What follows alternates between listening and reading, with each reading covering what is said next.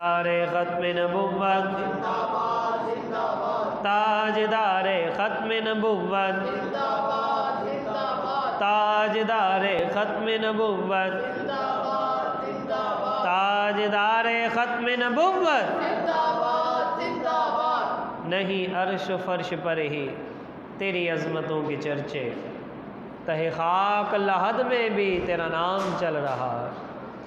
अल्लाह जल्ला शानहू की हम्द सना और मुस्तफ़ा जान रहमत सल्लल्लाहु अलैहि वसल्लम की बारगाह बेकसमना में हदिया अक़ीदत पेश करने के बाद अल्लाह जल्ला शानहू का इरशाद गिरामी है, वल्लाहु जअल लकुम मिन बुयूतिकुम सकना। अल्लाह ताला ने तुम्हारे रहने को घर दिए। खालिक़े कायनात ने जहाँ अपने एहसानात का तज़किरा किया है, दीगर एहसानात का, वहाँ अल्लाह ताला ने इंसान को घर की शक्ल में जो इनाम दिया है और नेमत दी है, अल्लाह ताला ने उसका भी ज़िक्र फरमाया है। और अल्लाह ताला बंदे को ये एहसास दिला रहा है कि घर का होना ये अल्लाह ताला का बहुत बड़ा एहसान है, ये अल्लाह ताला की नेमत है। जिस ज़मीन पर इंसान घर बनाता है और वो ज़मीन हर वक्त उस घर को अपनी आगोश में बग़ैर हरकत के कायम रखे है। जैसे यहाँ भी हम बैठे हैं अपने घरों में हैं, ये ज़मीन पानी पर है और फिर भी हरकत नहीं करती है। अल्लाह ताला ने जब इसको तख्लीक किया ना तो ये हरकत करने लगी। अल्लाह ताला फरमाते हैं हमने इस पर पहाड़ों की मेखें ठोक दी है और फिर ये ज़मीन अपनी आगोश में हमारे घर को लिए हुए है। और आप अंदाज़ा करें कि बग़ैर हरकत के जो हमारे घर खड़े हैं, और अल्लाह ना करे जब ये ज़मीन हिलने लगती है तो फिर हर तरफ तबाही तबाही। 1 मिनट का ज़लज़ला हमारे घर बर्दाश्त नहीं कर सकते। तो वो परवरदिगार फरमाता है ये मेरा एहसान है, मैंने तुम्हें घर की नेमत अता फरमाई और ये ज़मीन बग़ैर हरकत के से अपने आगोश में लिए है। तो ये घर अल्लाह तबारक व तआला की रहमत है, अल्लाह ताला की नेमत है और अल्लाह ताला ने इसका एहसान जो है वो ज़िक्र फरमाया है। और अल्लाह ताला फरमाता है कि इसको मेरा एहसान समझो, बग़ैर हरकत के ज़मीन लिए हुए है और मैंने इसमें तुम्हें रहने के लिए बग़ैर खौफ व ख़तर के रखा। अब कैसे बग़ैर खौफ व ख़तर के? हम घरों के अंदर होते हैं, घर का दरवाज़ा हम बंद कर लेते हैं, अंदर हैं और जहाँ हमारी आबादियाँ हैं, अगर अल्लाह ताला की रहमत और उसकी हिफाजत हमारे साथ ना हो तो जंगलों और सहराओं में रहने वाले हशरातुल अर्ज़ और दरिंदे हमारी आबादियों में दाखिल हो जाए और हमारे घरों में दाखिल हो जाए। हम अपने घरों के अंदर महफूज हैं, ये आबादियाँ महफूज हैं, तो ये भी अल्लाह का एहसान है। उसने दरिंदे और हशरात हमारे घर में आने ही नहीं दिए, ये उसने हिफाजत फरमाई है। वगरना जंगलों के बाहर कौन सी बाड़ें लगी हैं जो उनको रोके रखी है? वो हशरातुल अर्ज़, वो मक्खियाँ, वो परिंदे और वो चमगादड़े कि जो हज़ारों लाखों की तादाद में जंगलों में है, हमारे घरों का सारा रुख कर ले तो हमारे घरों में बचेगा क्या? तो वो परवरदिगार फरमाता है कि ये घर भी मेरा एहसान है। इसलिए अगर हम गौर करें ना तो अल्लाह ताला फरमाता है व इन तउद्दु नेमतल्लाहि ला तुहसूहा। अगर तुम मेरी नेमतें गिनना चाहो ना तो गिन नहीं सकते, तुम शुमार भी नहीं कर सकते। और फिर सूरह रहमान में इसीलिए तो फरमाता है फ़बिअय्यि आलाइ रब्बिकुमा तुकज़्ज़िबान। तुम अपने परवरदिगार की कौन कौन सी नेमत को जुटलाओगे? कौन कौन सी नेमत है? गिनते चले जाओ, गिनती ख़त्म हो जाएगी, परवरदिगार की नेमतें ख़त्म नहीं होंगी। तो ये घर, ये अल्लाह तबारक व तआला की नेमत और उसका एहसान है। और ये घर मकाम गफलत नहीं है, ये घर अल्लाह ताला की सरकशी का मरकज़ नहीं है, ये घर अल्लाह ताला से दुश्मनी की जगह नहीं है, बल्कि ये घर अल्लाह का एहसान है जिसे अल्लाह के ज़िक्र से आबाद होना चाहिए। ये फ़कत मस्जिद की बात नहीं कर रहा, वो घर जहाँ पे हम रहते हैं वो भी अल्लाह का एहसान है। वहाँ पे भी अल्लाह ताला के ज़िक्र के साथ उस घर को आबाद करना चाहिए, वहाँ अल्लाह और उसके रसूल की बातें होनी चाहिए, उनकी तालीमात होनी चाहिए, फिर वो घर इस्लामी घर बनता। ये नहीं है कि अल्लाह ने एहसान करके अपनी नेमत दी और हम कमरे बंद करके वहाँ गलत हरकतें करते रहे, वहाँ हम खुदा के साथ ही सरकशी और बगावत शुरू कर दे। अल्लाह फरमाता है नहीं, ये मेरा एहसान है तो मेरा शुक्र अदा करो। तो ये घर ये फ़कत ईंटों से नहीं बनता, सिर्फ ईंटों का नाम घर नहीं है, वरना आप देखते हैं कि बेशुमार इमारत हैं, बड़ी बड़ी बिल्डिंगें हैं, हर बिल्डिंग को घर नहीं कहा जाता, हर बिल्डिंग को घर नहीं कहा जाता। हाँ, इसका मतलब है फ़कत ईंटों की तामीर का नाम घर नहीं, बल्कि घर वो होता है जहाँ ईंटों की इमारत के साथ साथ कुछ रिश्ते भी मुंसलिक होते हैं, कुछ रिश्ते भी उनका ताल्लुक़ मौजूद होता है, और जब वो ताल्लुक़, वो रिश्ता, वो बुनियाद, वो तामीर इस्लाम के मुताबिक होती है, फिर वो मकान इस्लामी घर बन जाता है। और हमारे नबी पाक अलैहिस्सलाम ने हमारी ज़िंदगी का कोई गोशा तिश्ना नहीं छोड़ा, हर एक के लिए रहनुमाई फरमाई है। मुस्तफ़ा जान रहमत सल्लल्लाहु अलैहि वसल्लम इरशाद फरमाते हैं, जब अपना घर बनाना हो ना, वो तामीर हो या वहाँ की आबादी हो, हुज़ूर अलैहिस्सलाम ने हर लिहाज से हमें तालीमात से नवाजा है। मुस्तफ़ा जान रहमत सल्लल्लाहु अलैहि वसल्लम इरशाद फरमाते हैं, जब अपना घर बनाओ तो हराम की ईंट से बचना, अपना घर बनाओ तो हराम की ईंट से बचना। मुराद ये है कि वहाँ हराम का पैसा इस्तेमाल न करना, वो ज़मीन गस्ब की नहीं होनी चाहिए, वो किसी का हक मार के नहीं बनाई होनी चाहिए, वो ज़मीन किसी का हक छीना हुआ ना हो, लूट मार करके वो ज़मीन खरीदी हुई ना हो, और उस ज़मीन पर जो तामीरात के लिए इस्तेमाल होता है और सामान को ख़रीदने के लिए पैसा भी हराम का नहीं होना चाहिए। आज हम बहन भाई की ज़मीन पर, मकान पर कब्ज़ा करके बाहर देख देते हैं, हाजा मिन फजल रब्बी, तो वह फजल रब्बी है, वह अल्लाह का फजल नहीं है। सूद के पैसे से ज़मीनें और बड़ी बड़ी बिल्डिंगें ख़रीद कर, बड़ी बड़ी कोठियाँ बनाकर कहते हैं हाजा मिन फजल रब्बी, वो फजल रब्बी नहीं है। फजल रब्बी तभी होगा जब उसकी बुनियादों में भी हलाल की ईंट लगी होगी, जब वो ज़मीन ना किसी की छीनी हुई होगी, ना किसी की गस्ब की हुई होगी, ना लूट मार के पैसे की होगी, ना उसके ऊपर जो तामीरात होगी, ना उसमें हराम का पैसा होगा, फिर वो घर अल्लाह ताला का फजल होगा। इसलिए हुज़ूर सल्लल्लाहु अलैहि वसल्लम ने फरमाया इत्तकुल हराम फिल बुनियान, आप फरमाते हैं अपना घर बनाओ तो हराम की ईंट से बचो, फ़इन्नहु असासुल ख़राबी, अगर घर में हराम की ईंट लग जाएगी तो हराम की बुनियाद पड़ जाएगी। जिस घर की पहली ईंट ही हराम के पैसे की हो, ईंट को छोड़ो, अगर वो ज़मीन ही गस्ब की हो, बहन का हक मारा हुआ हो, तो आप क्या समझते हैं कि उसके बाद तामीर के करने के बाद वहाँ मिलाद करवा लेंगे, ख़त्म पढ़वा लेंगे, तो क्या वो इस्लामी घर और वहाँ अल्लाह की रहमतें बरसेंगी? शराब के ऊपर नऊज़ बिल्लाह कोई बिस्मिल्लाह पढ़ ले तो हलाल हो जाती है। इसलिए मुस्तफ़ा जान रहमत सल्लल्लाहु अलैहि वसल्लम आपने इरशाद फरमाया है इत्तकुल हराम फिल बुनियान, हराम की ईंट से बचकर रहना। अगर घर में हराम की ईंट लग जाएगी तो हराम की बुनियाद पड़ जाएगी, और जब आगाज़ ही हराम से होगा तो फिर आगे हराम से बचना मुश्किल हो जाएगा।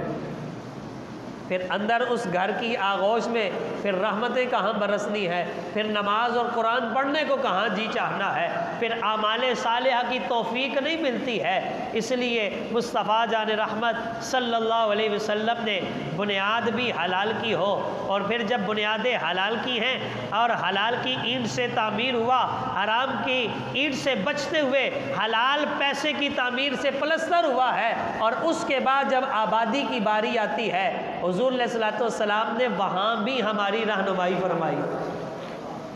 हुज़ूर ने कोई गोशा जो है वो छोड़ा ही नहीं है। मुस्तफ़ा जान रहमत सल्लल्लाहु अलैहि वसल्लम आपने घर को इस्लामी घर बनाने के लिए हमारे लिए रोशन जो है फरामीन इरशाद फरमाए हैं। पहले घर बन गया ईंटों से, अब उसको आबाद करने की बारी आती है तो सबसे पहले बारी आती है बीवी की, उसके इंतखाब की। मुस्तफ़ा जान रहमत सल्लल्लाहु अलैहि वसल्लम इरशाद फरमाते हैं ला तज़व्वजुन निसा लिहुस्निहिन्ना, अपनी जो बीवी का इंतखाब करना है वो फ़कत हुस्न व जमाल की वजह से नहीं करना, क्योंकि घर जब इस्लामी बनेगा वो तभी बनेगा जब बीवी नेक होगी, जब उसका किरदार पाकीज़ा होगा, जब उसके किरदार के अंदर तक़द्दुस होगा। और अगर वही पाकीज़ा नहीं है तो याद रखे गंदी आगोश से नस्ल भी गंदी हो जाती। माँ का अपना किरदार साफ़ नहीं होगा तो आगे बच्चे का कैसे, उसकी तरबियत कैसे करेगी, वो बच्चे का किरदार कैसे पाक और साफ़ और सुथरा होगा। इसलिए मुस्तफ़ा जान रहमत सल्लल्लाहु अलैहि वसल्लम ने बीवी के इंतखाब के लिए आपने इरशाद फरमाया कि ला तज़व्वजुन निसा लिहुस्निहिन्ना, फ़कत हुस्न व जमाल की वजह से अपनी बीवी का इंतखाब न करना। आप फरमाते करीब है कि उनका हुस्न उन्हें तबाह कर दे।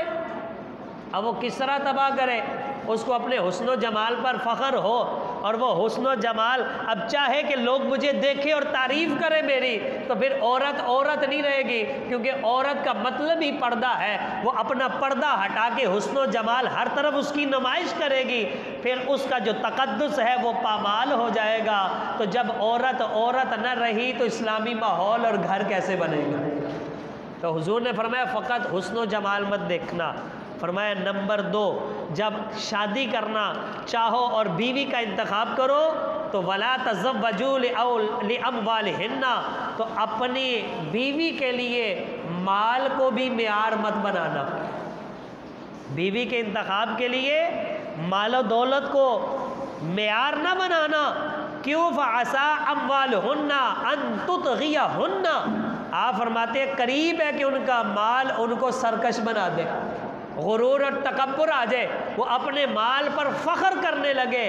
और जब फ़ख्र और तकब्बुर आ जाता है फिर फ़ख्र और तकब्बुर और इस्लाम की ज़ेब व ज़ीनत एक जगह इकट्ठी नहीं हो पाती हैं। इसलिए हुज़ूर अलैहिस्सलातु वस्सलाम ने फरमाया घर को इस्लामी घर बनाने के लिए जहाँ तामीर हलाल पैसे से होनी चाहिए, वहाँ जो बीवी का इंतखाब करना है उसमें फ़कत हुस्न व जमाल को नहीं देखना है, उसमें मेयार माल दौलत को नहीं बनाना है।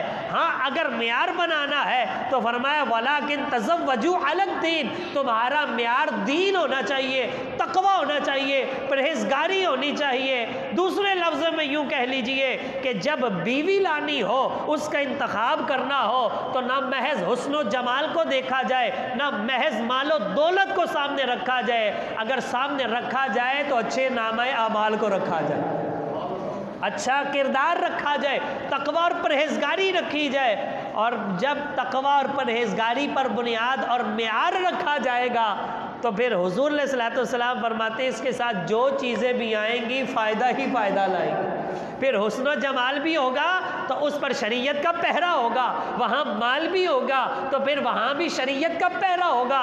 न सरकशी आएगी, न तकब्बुर आएगा, घर में अल्लाह ताला की रहमतों का नुज़ूल होता चला जाएगा। लेकिन कब होगा? जब मेयार दीन होगा। और जब दीन मेयार कोई नहीं तो हुस्न व जमाल वालियाँ ये बड़े बड़ों को गुमराह कर देती हैं, माल और दौलत वाली गुरूर और तकब्बुर करके फिर शोहर की हैसियत ही ग़ुलाम की सी रह जाती है। इसलिए फरमाया तुम दीन को तरजीह दो, माल आ गया तब भी बरकत वाला होगा, अगर हुस्न व जमाल आ गया तब भी बरकत वाला होगा, क्योंकि इन सारी चीज़ों पर उसको पता है मेरे इस्लाम का पहरा है। तो ये हमारा इस्लाम है। घर को इस्लामी बनाने के लिए तामीर भी हलाल की, और जो अपने जोड़े का इंतखाब करना है उसके अंदर भी तकवा और परहेजगारी को देखा जाए। मुस्तफ़ा जान रहमत सल्लल्लाहु अलैहि वसल्लम आप पता है क्या इरशाद फरमाते हैं? हुज़ूर फरमाते हैं सबसे बड़ा माल और सबसे बड़ी नेमत इंसान के लिए वो मोमिना बीवी है जो उसके लिए आखिरत में मददगार है। ये सबसे बड़ा माल है। इस माल से भी बड़ा सबसे बड़ी अल्लाह की नेमत जो उसकी आखिरत के मामले में मददगार है, कि जब दुनिया और दीन का तकाबुल होता है वो दीन को तरजीह देती है। जब घर में कोई मशवरा होता है वो दुनिया को मद्देनज़र नहीं रखती, वो आखिरत को मद्देनज़र रखती है। जब ये मशवरा होता है कि अब हम अपने लिए हमारे पास पैसा बच गया है, इससे ऐशो इशरत का सामान या इससे जो है हम लहो लाभ ख़रीदें या क्या करें, तो उसका मशवरा ये होता है इससे अपनी आखिरत और जन्नत ख़रीद लो। ऐसी मोमिना जो बीवी है ये बंदा मोमिन के लिए सबसे बड़ा अल्लाह का माल है। ऐसी बीवी सबसे बड़ा अल्लाह ताला का एहसान और उसकी नेमत है। और ऐसी ख़वातीन की मिसालें कुरान मजीद में मौजूद हैं। ऐसी ख़वातीन की मिसालें मुस्तफ़ा जान रहमत सल्लल्लाहु अलैहि वसल्लम की अहादीस में मौजूद है। आपकी सहाबियात के अंदर ये किरदार मौजूद है। एक सहाबिया है, उनका नाम है हज़रत उम्मे अम्मारा रदियल्लाहु ताला अन्हा। ये इस्लाम की वो ख़ातून है कि जब फ़ारूक आज़म रदियल्लाहु ताला अन्हु का दौरे खिलाफत आया तो किसी ना दूसरे मुल्क से कुछ चादरें आई। उनमें एक चादर इंतहाई उम्दा, खूबसूरत और कीमती थी। फ़ारूक आज़म रदियल्लाहु ताला अन्हु चूँकि अमीरुल मोमिनीन थे, हाकिम थे मुसलमानों के, तो किसी ने कहा हुजूर ये चादर बड़ी उम्दा है, आप ऐसा करें ये चादर अपनी बहू को दे दें। आपके बेटे थे, उनका नाम था हज़रत अब्दुल्ला रदियल्लाहु ताला अन्हु और उनकी ज़ौजा का नाम था हज़रत सफ़िया रदियल्लाहु ताला अन्हा। उन्होंने कहा ये जो चादर है ना आप अपनी बहू को दें, वो इसके लायक है। तो फ़ारूक आज़म रदियल्लाहु ताला ने फरमाया नहीं, मैं ये चादर अपनी बहू को नहीं हज़रत उम्मे अम्मारा को दूंगा रदियल्लाहु ताला अन्हा। अब क्यों दूंगा, वजह तरजीह तो कोई होगी ना कि अपनी औलाद और अपने घर अपनी बहू को छोड़कर किसी और को तरजीह देना, इसकी वजह क्या है? तो फ़ारूक आज़म रदियल्लाहु ताला फरमाते हैं कि मैंने रसूलुल्लाह सल्लल्लाहु अलैहि वसल्लम को ये फरमाते हुए सुना। आप फरमाते मल्तफ़त्तु यमीन वला शिमालन इल्ला व अना अराहा तुक़ातिलु दूनी। मैं ओहद के मैदान में दाएं बाएं जहाँ भी तवज्जो करता था, हर तरफ उम्मे अम्मारा मेरा दिफा करते हुए काफरों से लड़ती हुई मुझे नज़र आती थी। हज़रत उम्मे अम्मारा खातून, हुजूर फरमाते हैं ग़ज़वा ओहद में मेरे दाएं बाएं हर जानिब जहाँ भी देखता था मेरा दिफा करते काफिरों से लड़ रही थी।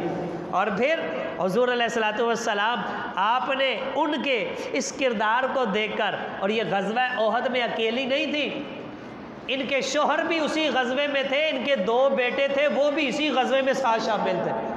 देख लो कितना खुश नसीब घराना है, माँ भी मैदान जिहाद में है, शोहर भी जो है वो मैदान जिहाद में है और बच्चे भी मैदान जिहाद में है।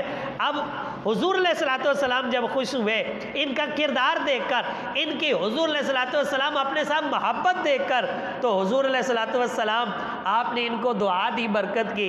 आपने फरमाया अल्लाह ताला तुम सब घर वालों को बरकत अता फरमाए और तुम सब पर अल्लाह ताला अपनी रहमत फरमाए। जब हुजूर ने दुआ दी और ये देख रही है कि हुजूर की रहमत जोश में है, इन्होंने मौके को गनीमत जाना, तो इन्होंने आगे एक और अर्ज़ कर दी, अर्ज़ की उदउल्लाह अन नुराफ़िका का फिल जन्ना। हुजूर दुआ कर ही रहे हैं तो एक दुआ और शामिल कर दे। हुजूर दुआ कीजिए अल्लाह से, अल्लाह ताला हम सबको जन्नत में भी आपका साथ अता फरमा दे। देख ले वो कैसी ज़ीनत खातून थी। उन्होंने कहा सरकार मेरे लिए दुआ कर रहे हैं तो क्यों ना और दुआ करा लो। तो मुस्तफ़ा जान रहमत सल्लल्लाहु अलैहि वसल्लम आपने ये नहीं फरमाया ओए अगर अल्लाह चाहेगा तो ले ही जाएगा।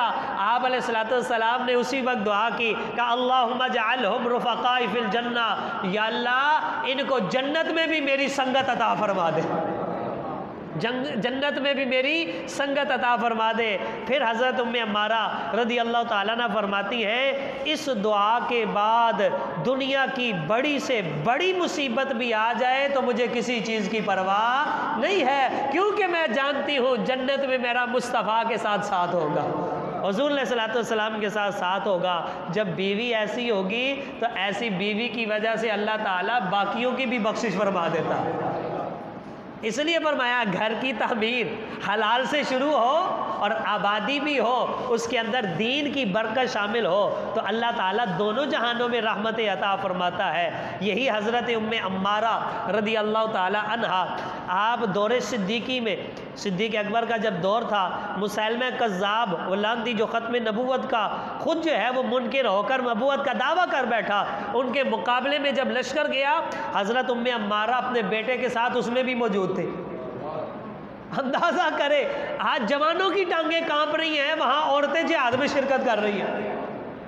आप साथ शरीक थी और आप उधर गई तो दौरान जंग मुश्किल हालात जब पेश आते, आप भी कुफार से जाकर लड़ती, तो इस जंग में आपका एक हाथ मफलूज हो गया, आपके जिस्म पर तलवारों नेज़ों के 12 ज़ख्म आए, तो जो हाथ काम नहीं ना करता था, अल्लाह ताला ने, चूँकि वो दीन के लिए इस्तेमाल हुआ था, इस्लाम की सरबुलंदी के लिए इस्तेमाल हुआ था, ख़त्म नबूवत के लिए इस्तेमाल हुआ था, उसके बाद उनका हाथ तो मफलूज हो गया, लेकिन बीमार आपके पास आते थे, तो हज़रत उम्मे अम्मारा रज़ियल्लाहु ताला अन्हा उसी मफलूज हाथ से उस बीमार को छू के दुआ करती थी, अल्लाह शिफा अता फरमा देता। ये सारी दीन की बरकत थी और उस औरत की बरकत थी कि जिसकी वजह से अल्लाह ताला ने उनके शोहर को भी और उनके बच्चों को भी जन्नत में मुस्तफ़ा अलैहिस्सलाम की संगत अता फरमाई और हुजूर का साथ अता फरमाया।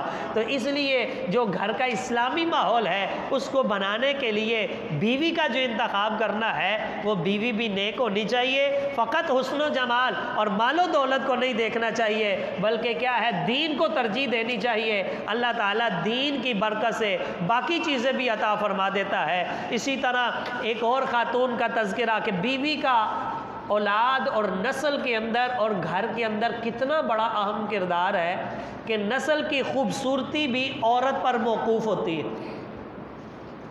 हज़रत फ़ारूक आज़म रज़ी अल्लाह ताला अन्हो, आप एक दफ़ा बाज़ार से गुज़र रहे तो एक औरत दूध बेच रही थी। फ़ारूक आज़म रज़ी अल्लाह ताला ने फरमाया कि बीबी दूध में पानी ना मिलाना। मैंने कहा जी ठीक है। थोड़े अरसे बाद फिर गुज़रे, आपने फरमाया बीबी तुझे कहा था ना दूध में पानी ना मिलाना, हाजियों को धोखा ना दे, दूध में पानी मत मिलाओ। उसने कहा जी मैं तो नहीं मिलाती दूध में पानी। तो जहाँ वो दूध बेच रही थी वहाँ करीब खैमा था और खैमे के अंदर उसकी बेटी थी।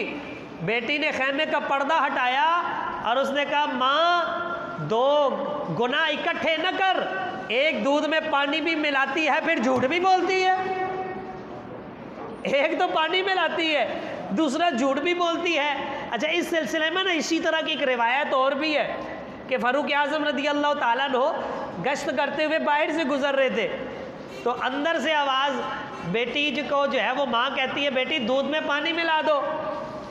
उसने कहा फ़ारूक आज़म ने मना किया है। तो माँ ने कहा फ़ारूक आज़म यहाँ कौन सा देख रहे हैं, तू मिला दे। तो उसने कहा अगर फ़ारूक आज़म नहीं देख रहा लेकिन उसका खुदा तो देख रहा है ना। और बार फ़ारूक आज़म रज़ी अल्लाह ताला अन्हु ये सारी बातें जो हैं वो समाअत फरमा रहे हैं। आपने बाद में पता करवाया वो बेटी जो खुदा से डरने वाली थी, जो अपने माँ को भी नेकी की तलकीन करने वाली है, पता करो इसकी शादी हुई है कि नहीं हुई। तो पता किया तो उसकी शादी नहीं थी हुई और वो जो है वो गैर शोहर के बग़ैर शोहर के थी। तो आपने अपने बेटे का रिश्ता भेजा, उन्होंने कबूल कर लिया, फिर इनको अल्लाह ने एक बेटी अता फरमाई, फिर उस बेटी को अल्लाह ने एक बेटा अता फरमाया जिसका नाम उमर बिन अब्दुल अज़ीज़ है, जिसे इस दो उम्र सानी इस उम्र का कहा जाता है। और उमर बिन अब्दुल अजीज़ रज़ी अल्लाह ताला अन्हु आप वो अजीम हस्ती हैं, जब आप वक्त के खलीफा बने तो पहाड़ों और जंगलों के रहने वाले लोग शहरों में आकर पूछते हैं तुम्हारा नया खलीफा कौन सा है। तो उन्होंने कहा तुम जंगली लोग, पहाड़ों में रहने वाले, तुम्हें मुसलमानों के खलीफा से क्या लेना देना है। क्या लेना देना है वो ये है कि जब से मुसलमानों का नया खलीफा आया है कोई भेड़िया हमारी बकरी नहीं उठाता, और जिसका अदल इंसाफ जंगलों तक बेड़ियों तक पहुंचा हो वो उमर बिन अब्दुल अजीज़ उस नेक माँ की नस्ल से है कि जिसने अल्लाह से डरते हुए खौफ किया और कहा उमर नहीं देखता लेकिन उमर का खुदा देखता है। इसलिए अपनी नस्ल पाकीज़ा बनानी है तो जिस ज़ौजा से निकाह करना है उसका मेयार भी दीन पर रखना होगा। ये वही उमर बिन अब्दुल अजीज़ है कि जब आपके दौर में ये सूरत हाल बनी ना, भेड़िया भी जो है वो बकरी पर हमला नहीं करता था। तो कुछ अरसे के बाद एक भेड़िए ने बकरी उठा ली तो चरवाहा समझ गया उमर बिन अब्दुल अजीज़ का विसाल हो गया है, और जब पता किया तो उसी दिन आपका विसाल हुआ था।